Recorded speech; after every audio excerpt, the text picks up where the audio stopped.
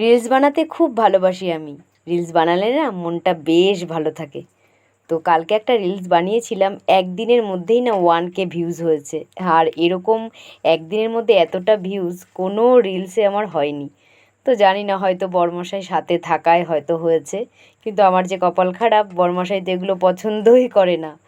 তো ও জোর জবরদস্তিই পেছনে ছিল, আমাকে আর কি রিলস বানানোর জন্য খুব বিরক্ত করছিল। তো ও ভাবতেই পারেনি যে ওটাই আমি ছেড়ে দেবো। তো যাই হোক, অনেকটাই ভিউজ এসছে।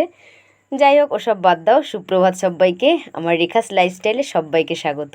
তোমরা সকলে কেমন আছো? আশা করছি সকলেই সুস্থ আছো, ভালো আছো। মেয়েদের টিফিনে ওই যে চাউমিন করে দিলাম, আর দুজনকেই আজকে বরমশাই দিয়ে এসছে। তারপরে ওই কড়াইতেই কিন্তু ডাল বসিয়ে দিয়েছি, আর আলু কেটে ওই ডালের মধ্যে সেদ্ধ দিয়ে দিয়েছি। আজ না সেরকম কিছু রান্না করব না, হালকাই রান্না করব। আর ডাল পুরো সেদ্ধ হয়েই গেছে। আলুটা মেখে নেব, পেঁয়াজ শুকনো লঙ্কা ভেজে নেব, ভেজে নিয়ে মেখে নেব। আর করব হচ্ছে টমেটোর ডাল। দেখো, সর্ষে ফোড়ন দিয়ে দিয়েছি, সর্ষেটা খুব ফুটফাট করে ফুটছিল। কালো সর্ষেটা ছিল না, তো সাদা সর্ষে দিয়েই টমেটোর ডালটা ফোড়ন দিয়ে দিলাম। টমেটোর ডালে না সর্ষে হলেই বেশ ভালো লাগে।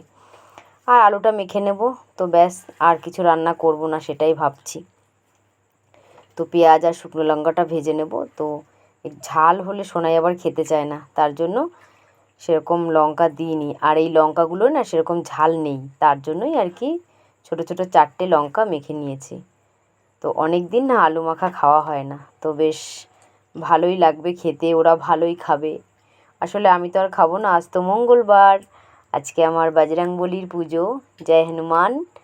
তো ডাল, আলু মাখা আর ভাত হয়ে গেল রান্না।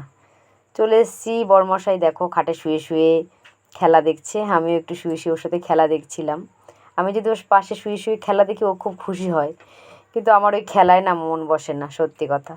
তো যাই হোক, তারপরে এই যে মেয়েরা তো স্কুল আছে, আর বরমশাই সকালবেলা আজ কাজে যায়নি।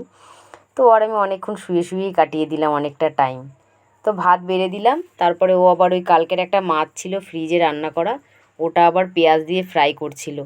আর আমি এদিকে সোনাইকে আনতে চলে যাচ্ছি, ওর স্কুল থেকে ছুটি হওয়ার টাইম হয়ে গেছে, 11:30 বেজে গেছে।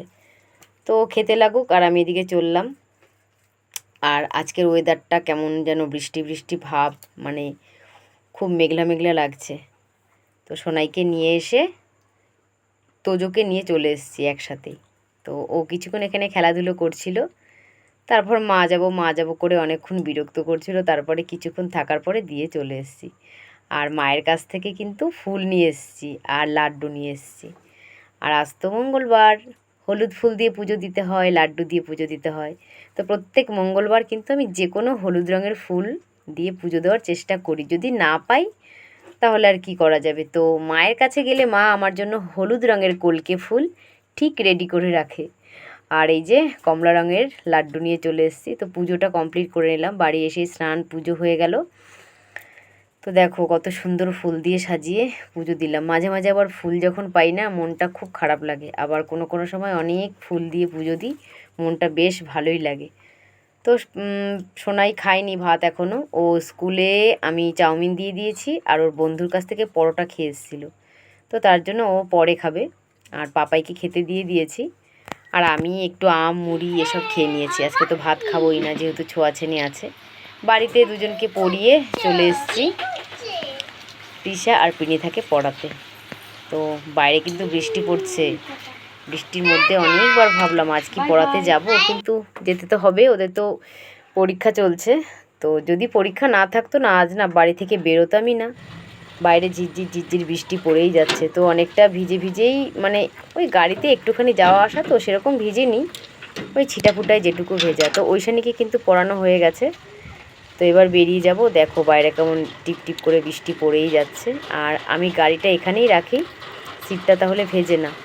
এই দেখো এখানে একটা কাঠগোলা আছে, এখানে আমার গাড়িটা রাখা থাকে। আর গরুটা দেখেছো, বৃষ্টির জন্য এখানে আশ্রয় নিয়েছে। আসলে সবাই বোঝে, ওরা অবলা হলেও ওরা সবাই নিজেরটা কিন্তু ভালোই বোঝে। তো যাই হোক, তারপর আমি বাড়ি চলে এসেছি। রাতের ডিনারটা আমার দেখে নাও, সাদা 2টো লাড্ডু, আরও একটা বজরংবলির প্রসাদ ছিল লাড্ডু, সেটা দিয়ে আমি মেখে মুড়ি দিয়ে খেয়ে নেবো। আর এদিকে কিন্তু ফোনে আমার চার্জ নেই, ফোনটাকে চার্জে বসিয়ে আমি এই ভিডিওটা করলাম।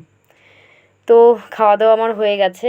তো সকাল থেকে তো ডাল আলু সিদ্ধতে ওদের খাইয়ে দিলাম। বিকেল দিকটা দেখি কি করা যায়।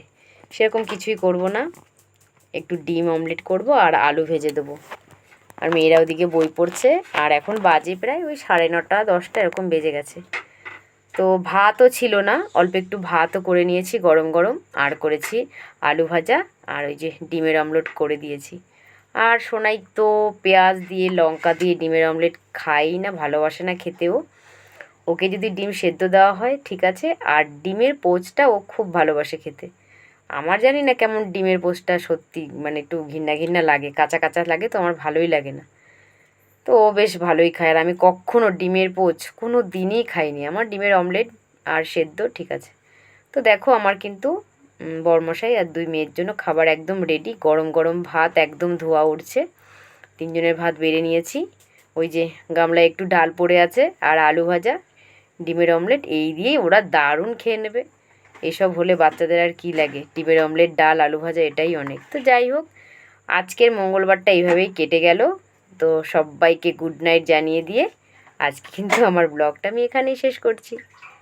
ওই যে লাস্ট কথা, তোমরা যদি আমার ভিডিওটা দেখে যদি ভালো লাগে, তোমরা অবশ্যই ভালো খারাপ যার যেমনই লাগুক একটা অন্তত কমেন্ট করে তারপরে যেও।